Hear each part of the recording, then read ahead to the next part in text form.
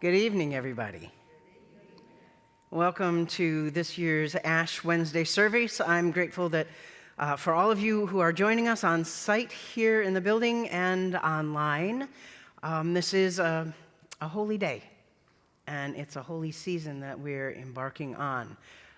So today we're going to have, because it's not really a drumming kind of a service, the songs that I've chosen, I've made some videos with lyrics on, not so that you can sing with it, but so that you can meditate on the lyrics. Those of you at home, sing to your heart's content, do what you want, but here, it's just a way for you to meditate, so when those songs come up, that's what that's about. If you want to hum or do whatever, that's fine too, but just so you know, that's what those lyrics are about. They're not going to be in time with the music, in that sense of, oh, the lyrics go here.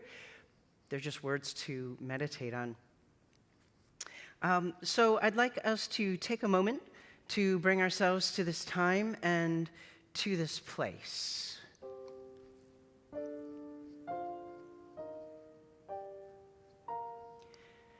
Mardi Gras is done. So I have to take these off.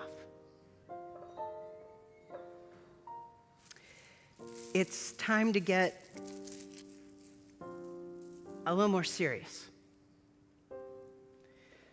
So I'll put these in here for now. And I'll take on my stole.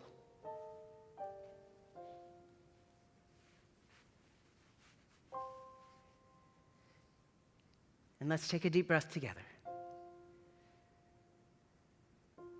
As we come into the solemnity of this occasion, knowing that this is indeed an occasion filled with ritual, memories, a future, and a hope. And all of the frolicking that we've done, all of the ways that we have had fun and rejoiced and even gone out of our way to maybe get a vegan strawberry croissant to celebrate. We're good and right and true and holy, important to kind of psych up for this time that we're about, this season that we're about to go into. So find all those places within you that have rejoicing and embrace them.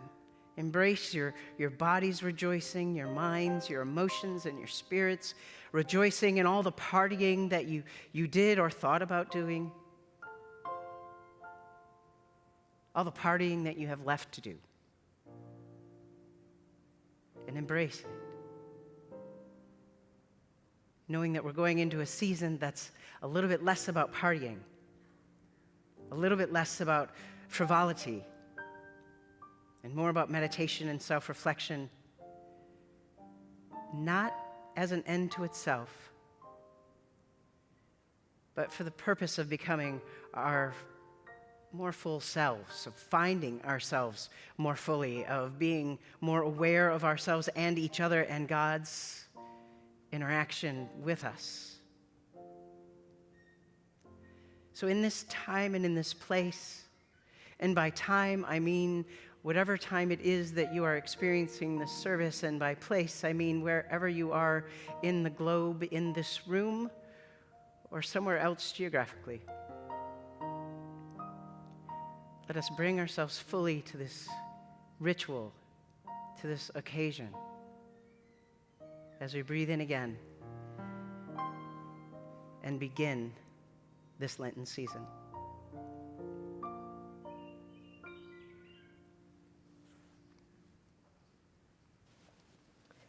Please join me in our responsive call to worship. You who are toiling and you who are stuck, come.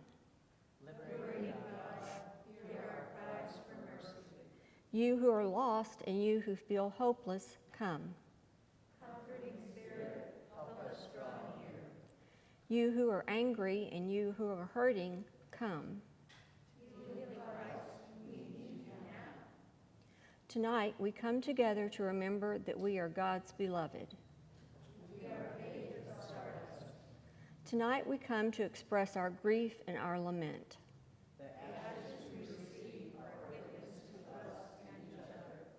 Let us come together with open hearts.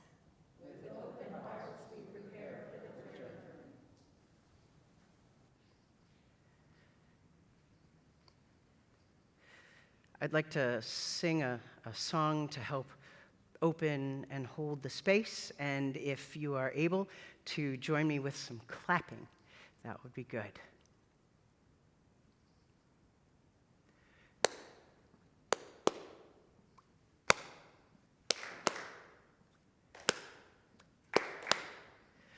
Gathered here in the mystery of this hour, gathered here in one strong body, gathered here in the struggle and the power.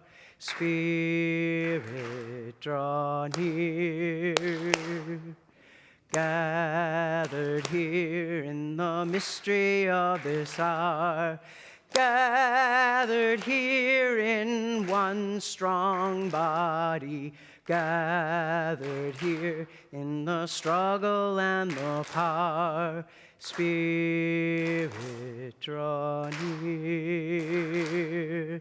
Spirit, draw near. Spirit, draw near.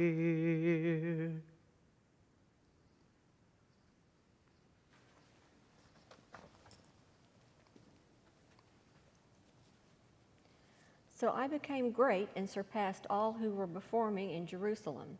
Also, my wisdom remained with me. Whatever my eyes desired, I did not keep from them. I kept my heart from no pleasure, for my heart found pleasure in all my toil, and this was my reward for all my toil. Then I considered all that my hands had done, and the toil I had spent in doing it, and again all was vanity and a chasing after wind, and there was nothing to be gained under the sun. So I turned to consider wisdom and madness and folly. For what can the one do who comes after the king? Only what has been already done.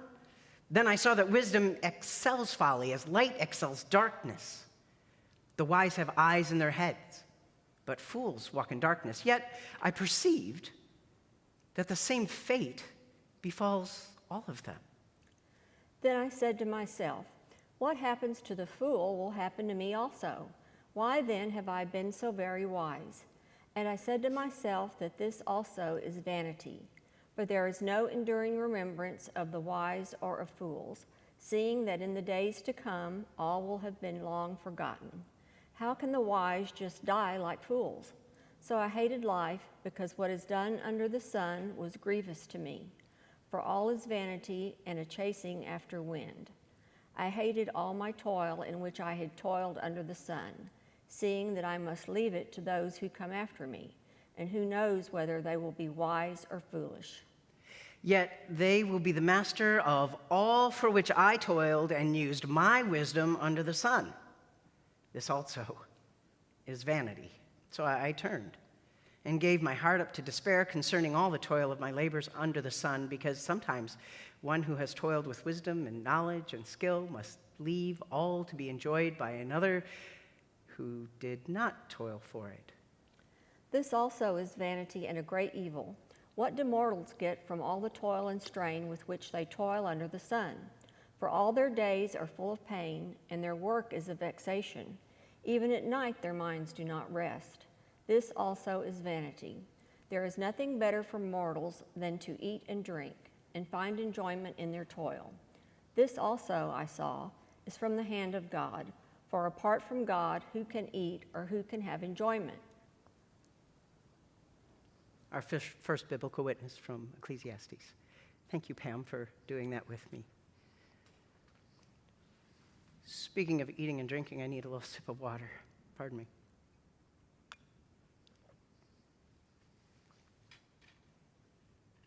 Our second reading is from the Gospel of Luke, chapter 22, verses 35 through 38. It says this: Jesus said to them, "When I sent you out without a purse, bag, or sandals, did you lack anything? And the disciples said, no, not a thing. Jesus said to them, but now the one who has a purse must take it, and likewise a bag. And the one who has no sword must sell his cloak and buy one. For I tell you, this scripture must be fulfilled in me. And he was counted among the lawless. And indeed, what is written about me is being fulfilled. They said, Lord, look, here's 2 swords. And he replied, it's enough. So, Lent. I don't want to set Lent up as a time when we suck the fun out of everything.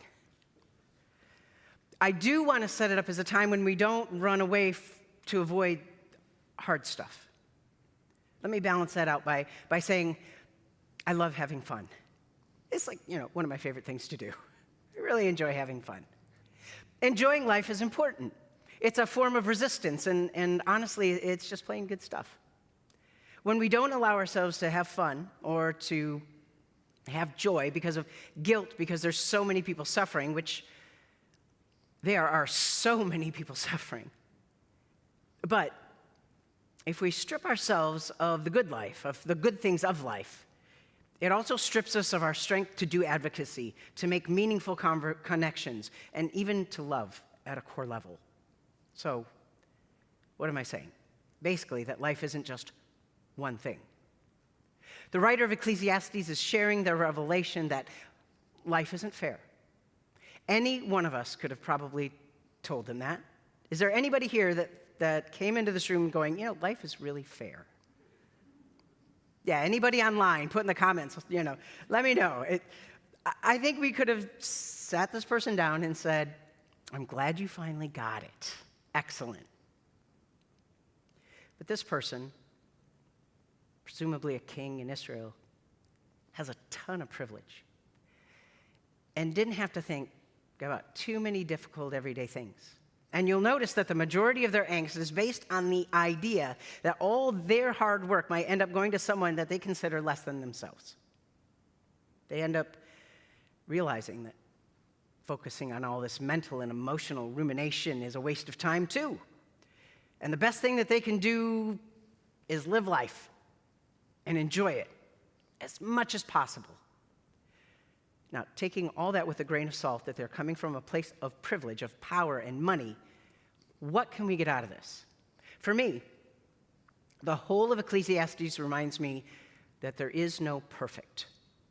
I can lay down my lofty expectations of myself and others, which might disappoint me. I might be able to lay down my anxiety of my own disappointing of myself, or my short-temperedness at myself or at others when they don't meet whatever expectations I may have. Maybe I could even lay down some or all of my depression, depending on where my depression comes from. There is no perfect. All of us in all of our humanity are susceptible to time and chance, which, if you look it up, is also in Ecclesiastes. Time and chance happen to all. We can't control life. We've learned that, especially so, in the last couple of years. Not only that, but this disease has been uncontrollable, people have been uncontrollable, nature is uncontrollable. We can do what we have with what's in our hands, but we have limits. Those limits are actually filled with grace and mercy, though. We might go, I can't do nearly as much as I want to. Well, good. You won't burn yourself out then. You won't burn yourself out by going way beyond what you possibly can, and you won't burn yourself out because of not letting other people do stuff that they need to be able to do. You won't dry up if you know you have limits. So, to balance that out, I'm not saying stop doing stuff, don't be engaged, and just relax, everything's going to be okay. Everybody else will do it. Do the best you can. And then, knowing that you've done the best that you can, know that you've done it. know that you have fought for justice. Know that you have extended mercy. Know that you have engaged in your community the best way that you could. Lent is a time to reflect on all that we've done, what we're disappointed in, and what we rejoice in, to see where we failed, to accept where we've succeeded. During this 40-day meditation, we experience our finitude. In other words, the way we're finite in nature. We have beginnings and endings, season by season, year by year, life by life. How then should one practice this Lenten journey? What should you give up? Jesus had a conversation with his disciples about this in the Gospel of Luke. He reminds them that once he sent them out to proclaim the good news and told them, bring nothing, just whatever's on your back, take that with you, nothing extra, give it all up. He asks them, when you did that, how did it go for you? Did you lack anything? Like, no, actually, it went pretty well. Now, if I was a disciple at this point in the conversation, I would say to myself, we're going to be asked to do that again. He's going to say, see, I told you it would work out, so let's go out there, let's do it again, and it's going to be fine. Give it all up. We're going to go make a difference in the world. So I'd be psyching up for that. I would not be psyching up for him to say, this is different. Now you're going to have to prepare. You're going to have to bring some stuff with you. It's not the same as it was. What worked then is not going to work now. What worked then might work again in the future, but that's not where we are right now. Their context had changed. Their situation was different. They needed to respond differently. So take a moment and think about your context.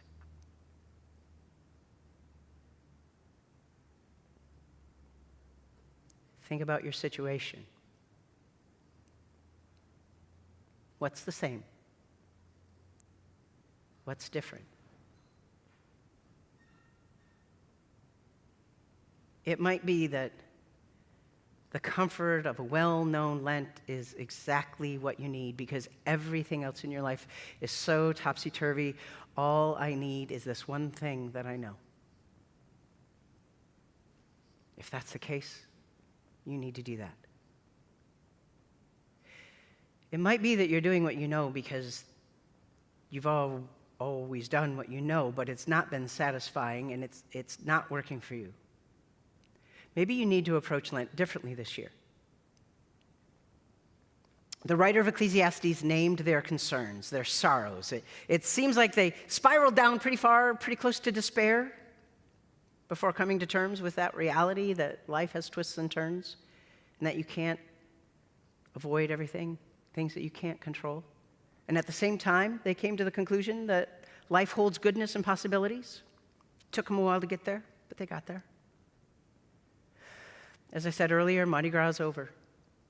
Fat Tuesday's come and gone. Now we reflect. It's time for us to name what's in our lives, our concerns, our goals. In what ways can we rest and feel satisfied that we have done our best? Where do we need to put more energy? In what ways might we have failed?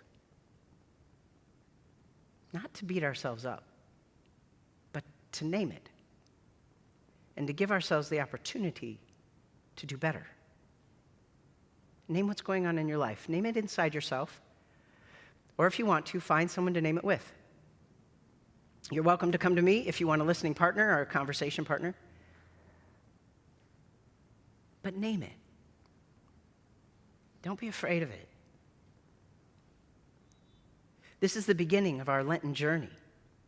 Toward the end of it, we experience Monday, Thursday, and Good Friday. But the goal is Easter. We aren't rushing to Easter. We're not going to give up the middle because, again, we're too afraid to deal with it. But when we know the goal is life, the goal is resurrection, the goal is renewal and recreation, when we know that goal, then the stuff in the middle is something that we can go through because we're hanging our hat somewhere. give yourselves a real opportunity to do Lent the way you need to do Lent. And let's keep in mind that goal of life, the goal of recreation out of this period of meditation. How do you want to journey toward a renewed sense of self, sloughing off the old and the tired, replacing the worn out with something different, something more pliable? Don't be afraid to name what you need to name so that you can know what direction that you want to go.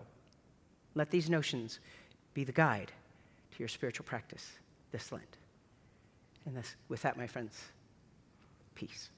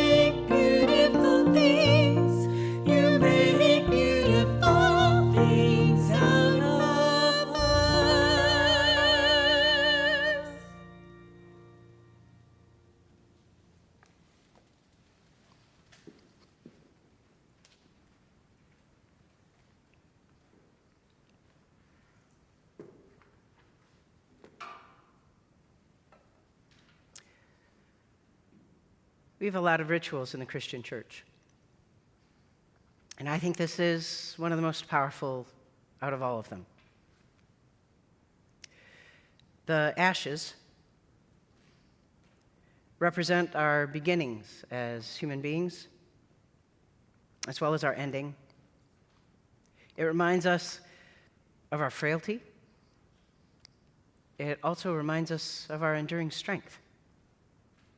I mean, after all, there was stuff that was burned up, and it didn't go away entirely. There's this stuff still left. Most times, this is practiced by placing the ashes in the symbol of a cross on a person's forehead. I've never found this to be helpful. Even when I was a kid and I'd go to church, I'd have the ashes on my forehead. Other people would notice it. Usually Protestants that would point and laugh, because at that time Protestants weren't doing this that much. But I would always forget that I had anything on my head. And so it didn't remind me of anything, and I had no real experience of it except for that very brief moment when the priest touched my forehead. And that didn't seem to make as big of an impact to me. So my practice is to offer you the ashes as a momentum and a symbol between you, God, and myself by me placing these ashes either on the back of your hand or on the palm of your hand so that you can experience it for the rest of the evening, even to the point of how do I get this stuff off, right? That'll be an enduring memory that when you are in the middle of your Lenten journey, you say to yourself, oh yeah, I got marked. I remember being marked. I remember being reminded of being marked because I kept seeing it. That's the point of it. So here's my biblical inspiration for this practice. The Gospel of Matthew 6, 1-6 says, "Beware of practicing your piety before others in order to be seen by them, for then you have no reward from your divine parent in heaven. So whenever you give alms, do not sound a trumpet before you, as the hypocrites do in the synagogues and in the streets, so that they may be praised by others. Yay, you gave alms. Woohoo, way to go. You gave lots of money. They've got their reward. They got the reward of the praise that they needed in that moment. Truly, I tell you," it goes on, "they have received their reward. But when you give alms, do not let your left hand know what your right hand is doing, so that your alms are done in secret. And your divine parent who sees in secret will reward you. And whenever you pray, do not be like the hypocrites, for they love to stand and pray in the synagogues and on the street corners." This is the hard part about being a preacher. Because here I am standing and praying in front of you all. I get my reward. But when you pray, do it in secret so that your divine parent can reward you in secret. That's the best reward. So that's how I came to this practice. These are the ashes of many years of palms from Palm Sundays, burnt at sacred rituals over the years, some of which we're using tonight. Let us bless them for our Lenten journey. Holy Love, we thank you for the palms of Palm Sunday. We are grateful for the waving of them and how green they are. Even after they're cut down, there is life in them. And then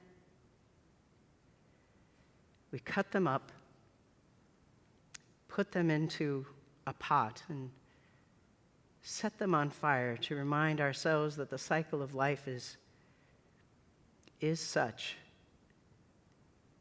that it ends, and that it changes, that it metamorphosizes.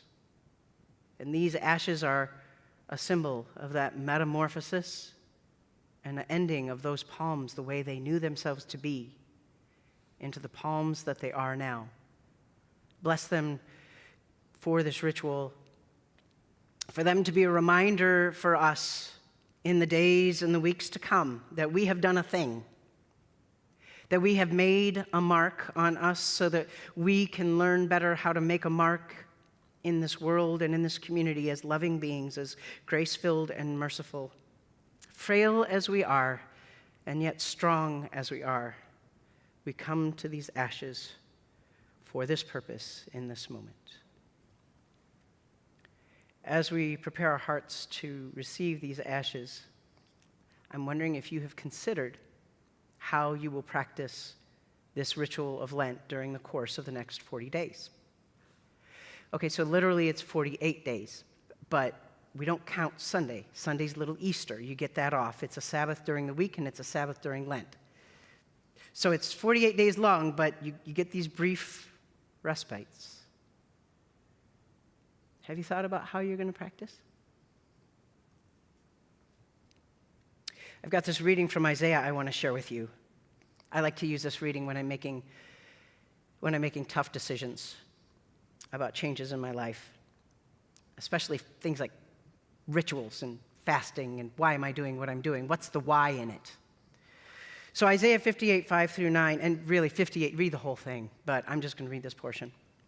Is such the fast that I choose, a day to humble oneself? Is it to bow down the head like a bulrush and to lie in sackcloth and ashes? Will you call this a fast, a day acceptable to the Lord? Is not this the fast that I choose, to loose the bonds of injustice, to undo the thongs of the yoke, to let the oppressed go free, and to break every yoke? Is it not to share your bread with the hungry, and to bring the homeless poor into your house? When you see someone naked, to cover them up, not to hide yourself from your own kin. Then your light shall break forth like the dawn, and your healing shall spring up quickly. Your vindicator shall go before you, and the glory of the Lord will be your rear guard. Then you shall call, and the Lord will answer, and you shall cry for help. And God will say, here I am. With these words of Isaiah as a meditation, I invite you to come forward and receive these ashes as a gift and as a witness to your faith and humanity.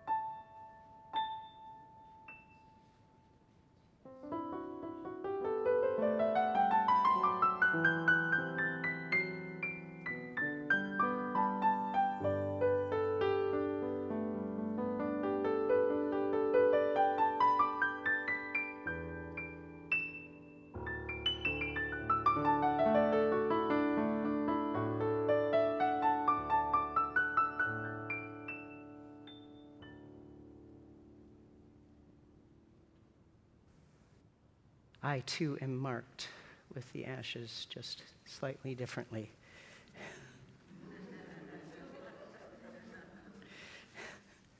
I will remember this moment of blessing you all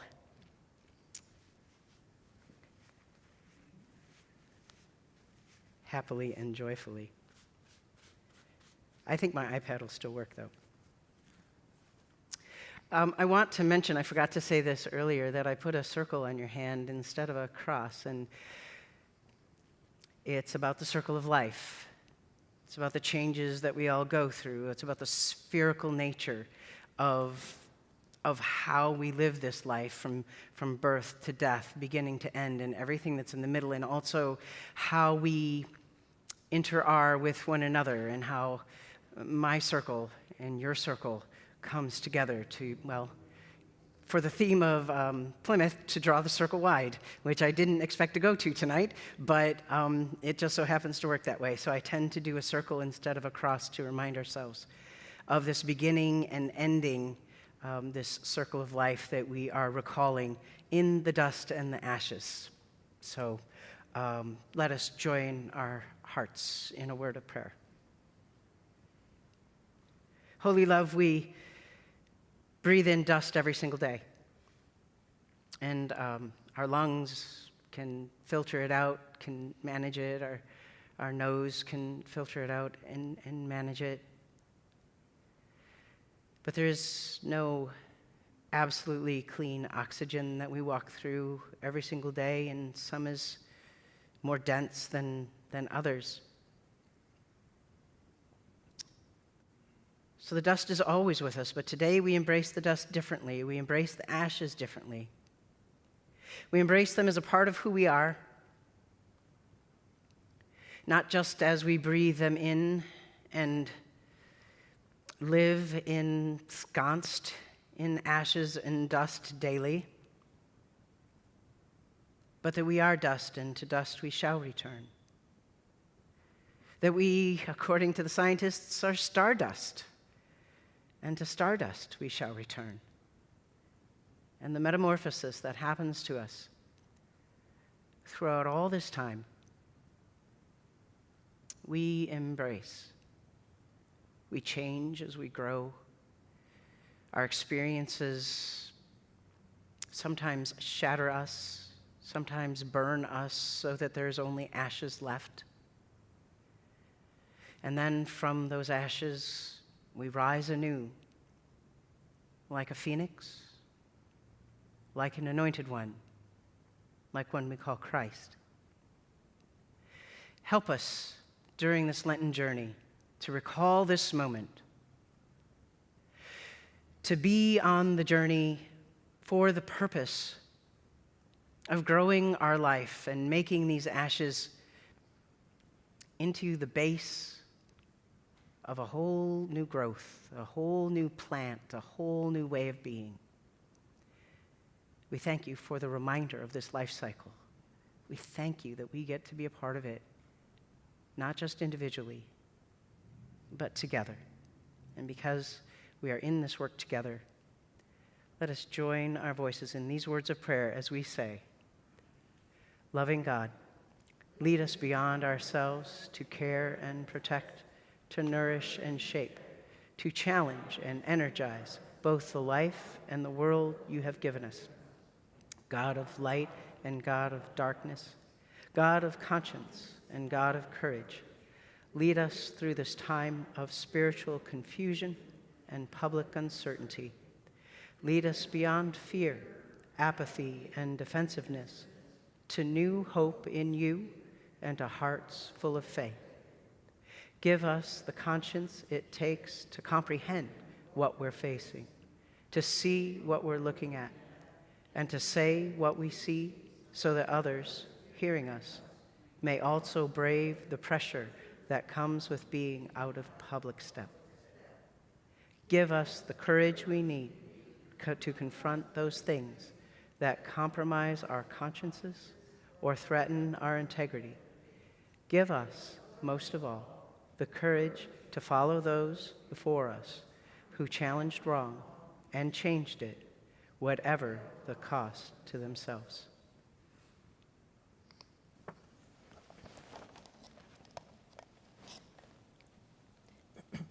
Tonight, we invite you to give to Plymouth's General Fund. Most of the time when we have special services like this, we don't take an offering.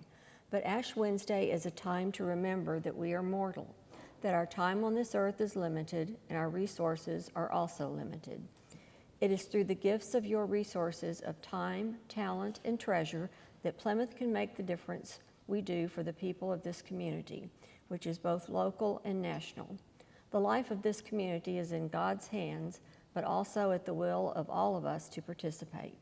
If you've brought your offering in person today, you are welcome to drop it in the offering box in the back. It is the glass church near the doors to the narthex. You can also give by using our app, using Push Pay according to the directions on your screen, sending us a check, or using Bill Pay from your bank. Thank you for being who you are and for giving what you can.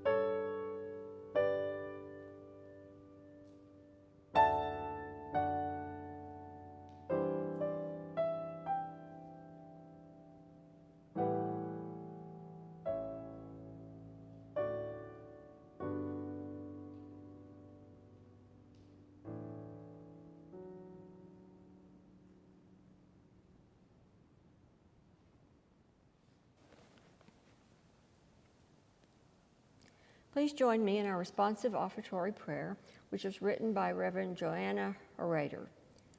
God of the journey, we give these offerings in gratitude. We give these offerings in faith. We give these offerings in hope.